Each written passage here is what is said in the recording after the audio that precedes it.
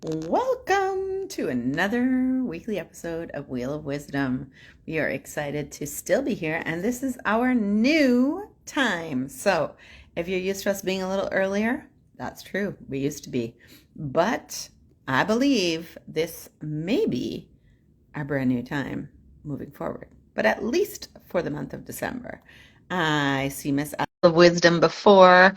Welcome. There's me, Emmy, and my amazing friend Allison, who for some reason it's not going live when it says to there she is. I look like a wet rat. You're hilarious. From I am committed to working out every day. So Hey, that's now I'm amazing. all I will showered. always take wet rat look after working out. I think that's amazing.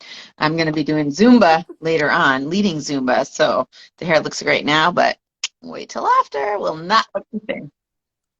Remind me that I have a proposition Ooh, with Zumba, so I excellent. Very will tell you exciting. about it later. Yeah, always like these kind of things. So, shall we get straight to the wheel, miss? All right. I was just telling people if they were brand new, there's Allison and Emmy, and we spin this wheel of wisdom that talks about these 6 topics that we discuss: self-love, gratitude, joy, intuition, authenticity, and moving through fear. And so we let the wheel decide. Let's see what it picks today. Self-love, no sound today. What happened? Usually there's a big like, ta-da, oh, ta-da, Yeah. today. Just self-love on its own. Some sometimes self-love doesn't have a ta-da. It's just Very true. really Okay, quiet. put you on the stand here. Oh, I will. You want to start us out? Self-love. I was just thinking, oh my goodness. Can I start us out? My goodness. There we go. All right. We're set, people. We're set. So I was just thinking about self-love today and how so many people, you know, use it interchangeably with self-care. And I was like, I wonder if that's what I'm doing. Let's just think on that. But it isn't. Self-care is a huge component of self-love for me and in what I teach, 100%, because I believe that self-care is absolutely devalued in our society. So it's a huge component, and it's not all that it is. I think actually a lot of the things that we talk about, like intuition and gratitude and joy and authenticity, are all part of self-love as well. In fact, moving through fear is also part of self-love. So all of those things are part of self-love, and they're all parts that I talk about in my presentations and in my life. So it is more than just self-care, for sure. It's such an encompassing, like, really, in my opinion, and I'd like to hear what your thoughts are on this after, Allison, but I believe that self-love is, first and foremost, checking in with yourself. Like, what do I need? And whatever answer comes to you, it is the right answer. And then doing your best to fulfill those needs for yourself. Like, that's how you check in with yourself. Yeah. Am I being loving to me? Because your body knows, like, way more than your mind knows. So I think once we get into, like, knowing the difference between, my head is telling me what I should do, and my body, my heart, my intuition, my soul, my higher self, any of those things is actually telling me, then if you follow that, then you're being loving to yourself.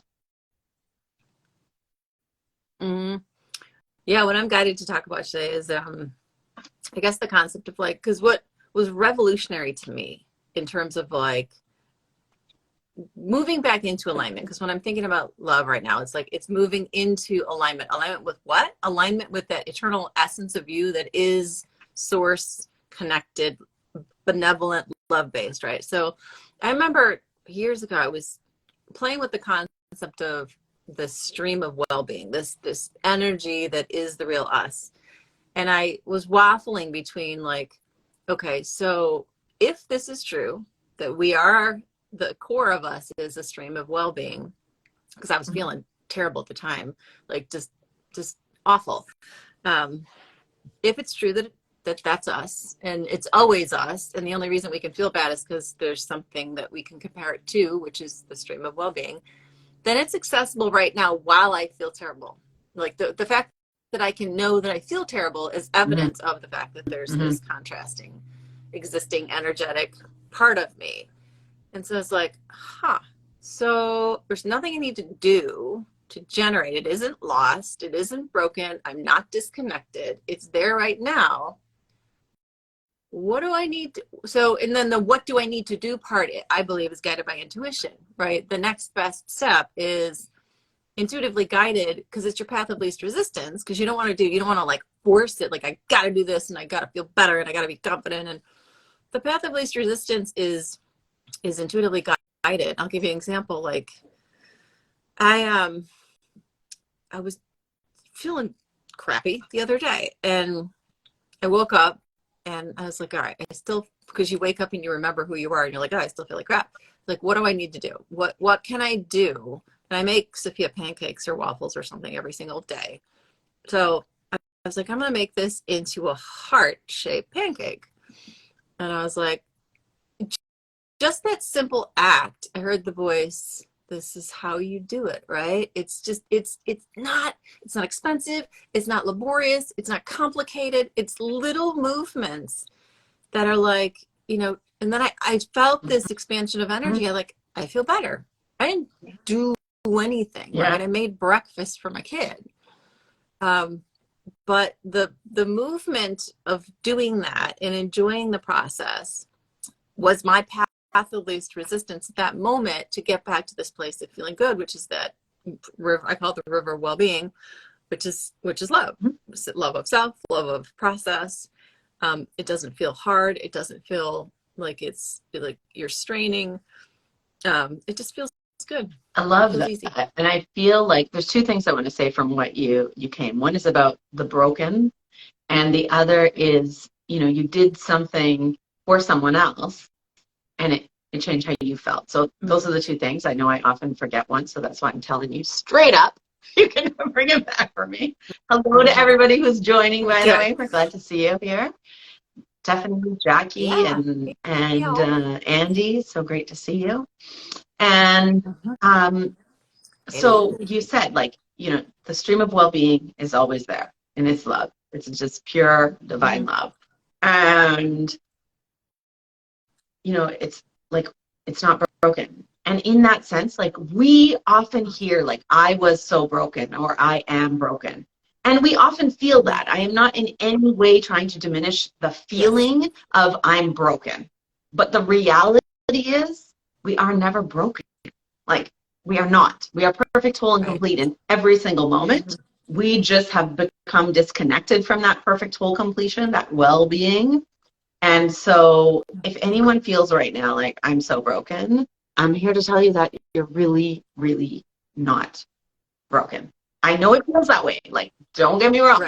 100% honor, that's exactly how it feels. And you might think like, oh, you've just never been where I've been. Well, of course I haven't. I'm not your life, right? None of us have ever been where you've been. So that's the first thing. And I've been in the shits of the shits. Like, I live with bipolar. I freaking wake up feeling like shit most days. And still, like, I realized I'm never broken, you know? So, so that's when we often talk about experiential learning, because we know for school kids, like, that concept of you have to experience it. You can't just give the lesson, all of a sudden the lesson's learned and the kids are like magically gifted at it. It's like you have to experience the math or the French or the whatever.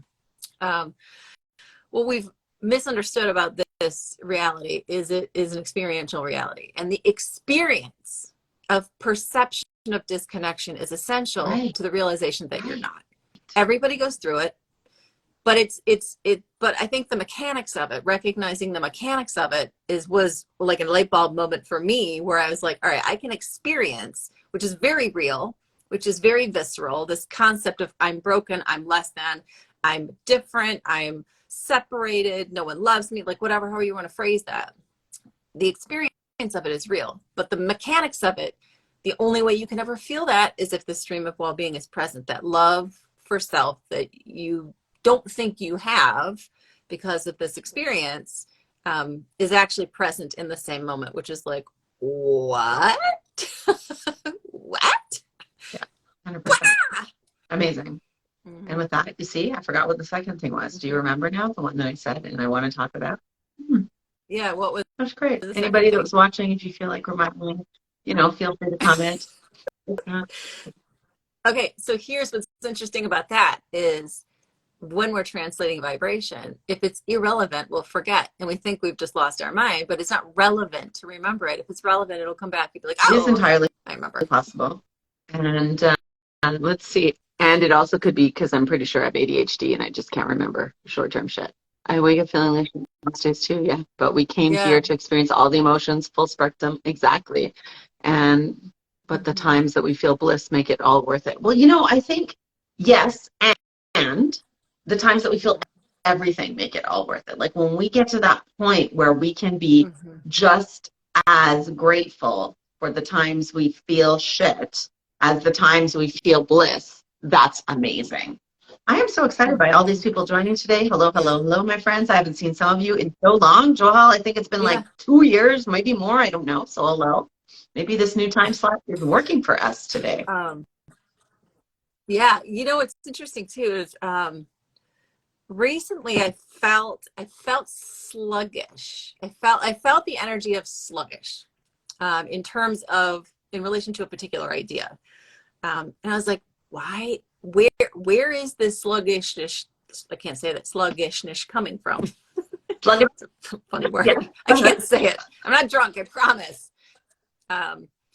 But what I remembered is you don't have to find the source of it. You just know that you recognize there's some resistance, and that the resistance is because you're not, first of all, in alignment, but this may not be relevant or your path at the moment. And so sometimes we feel like, oh, the sluggishness means I'm on the wrong path, or it means I'm not worthy, or like I've made a mistake or something. We equate it to that, but it could just mean you're not going down the right path at the moment. And if you just pause, sorry, I have a timer set and I can't go back and stop it, but so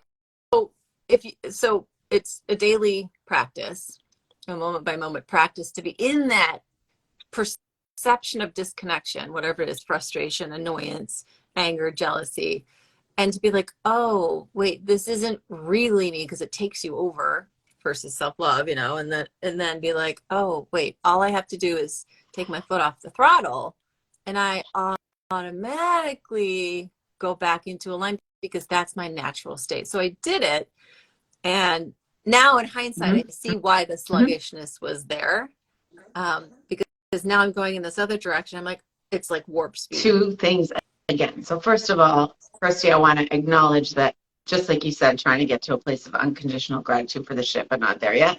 I hear you. And I'm not there yet every day. Like, for real. I am grateful for the times when I am there, because I am not perfect at that. I don't know if I ever will be.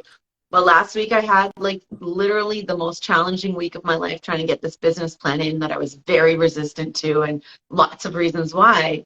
And at the end of it, I was like, but I'm still so grateful I did it, even though it was the hardest week of my life, and it was like a very tense, like, couple months of stuff. But I was like, look at all the things that came together. Even though as a whole, I don't think the system is great, I still got amazing lessons, learnings, whatever from it. But it's sometimes like not to, that I was lucky. Like, even in that day, I was like, all right, there's a million blocks being thrown up against me submitting this plan, but it's going to happen. I don't care that this happens, and I'm going to figure out a way. And I was able to keep my head about it, which was really nice, because I was just, to your point, Allison, I was committed to staying relaxed. And the more you can stay relaxed, the better things are going to flow, like, for real, for real. But, sometimes it's months or years later when we finally realize, like, oh, I can feel gratitude for that. Or sometimes we don't. Right? So it's okay. We're totally okay.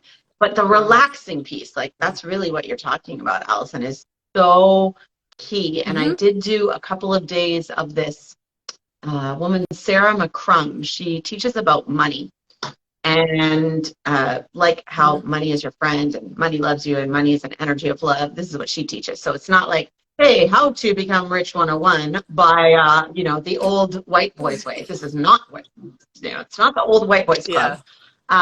It's very spiritual and woo-woo, which I have not encountered before. So it's very refreshing. And part of what she does is this activation called work lighter, not harder. And I was like, that's what I need, because I'm here stressed about this redonkulously heavy business plan, right? It's like, Yes. okay, I don't care that I'm busy. I'm going to take 27 minutes at the beginning of my work day, and I'm just going to do this. And the first day I was like, okay.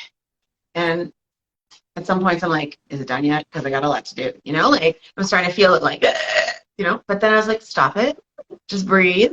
And I can't tell you, I lost my wallet, and I thought of you that day where you said you lost whatever it was, your cooler or what, I don't remember. And when you finally just relaxed about it, you know, you found it. And I was like, well, all I need to do is just relax. Yeah. And so that whole theme has been coming up for me and becoming, as you said, experientially, like not because someone told me to relax. Okay, great, I know. In my head, I know. It's like gratitude. Oprah was telling us about gratitude since I was a kid, you know? And I was like, I'm not writing a gratitude journal. Like, how boring does that sound? Like, I'll lose my journal. I'll forget my journal. I'll never read it again. What's the point? Oh, I was so resistant. Now I'm the gratitude girl. Like, everything I do is gratitude based. So when we're ready, we learn a lesson because we experience it ourselves. Yeah.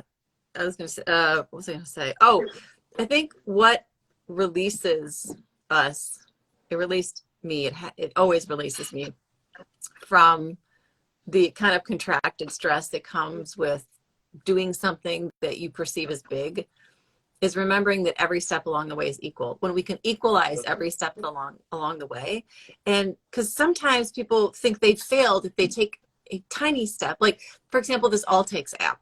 I'm probably not going to spend time there. It was like, things are going so fast in another direction, but I like offered to host a class there, but now I realize that's not actually where I'm supposed to be. So it's like every step along the way, if we look at it and go, that wasn't a mistake, that was a step along the way, to get me to where I am now, and equalize all the steps, which takes some practice, because everyone's like, "Ooh, that's a big deal," and "Ooh, that's a big," you know, whatever they're saying, trying to make something into a castle, and, you know, and something into a button.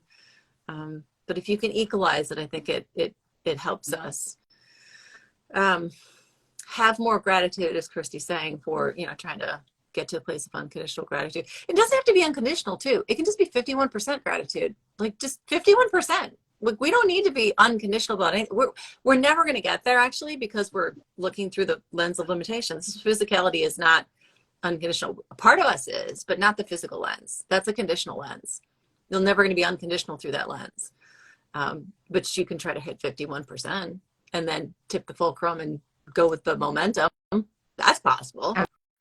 Absolutely. That makes me think of an amazing woman, Aura Golden, who was one of the co-facilitators of the retreat I went to in the fall. And, you know, I'm all about joy, gratitude, self-love. And she's like, I don't know about, she wasn't speaking specifically to me. She was speaking to the group. But she was saying, you know, I don't know about like always trying to be in joy. Like, that's not my goal anymore. She says like 51%. And she's going to write a book. And she says it's the working title, 51%. But it also 51. Deals with depression. And she's like, exactly. The reality is, I mean, whether you deal with depression or you don't, the reality is none of us are going to be in joy all the time. Not in this physical body. Not in this physical body. No, and it's not the purpose. The purpose is not to be in joy 100% through the physical lens. It's not. That's not. I don't know how that got so convoluted as somehow that's the goal. Like, it's not. No one's ever going to reach that point until they die. You just won't. So, okay. Now what? Now we move forward with what we got.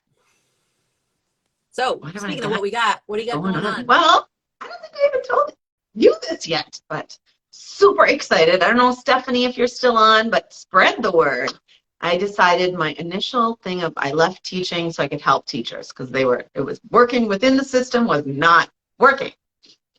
So I've gone back to, forget it. This is what I'm going to do. I am offering teacher workshops and follow-up Intensati classes for teachers and students starting in January. It's going to blow people's minds. It's going to be amazing, as well as for all the rest of the change makers out there in the world, still continuing with the Intensati classes, Monday, Wednesday, Friday.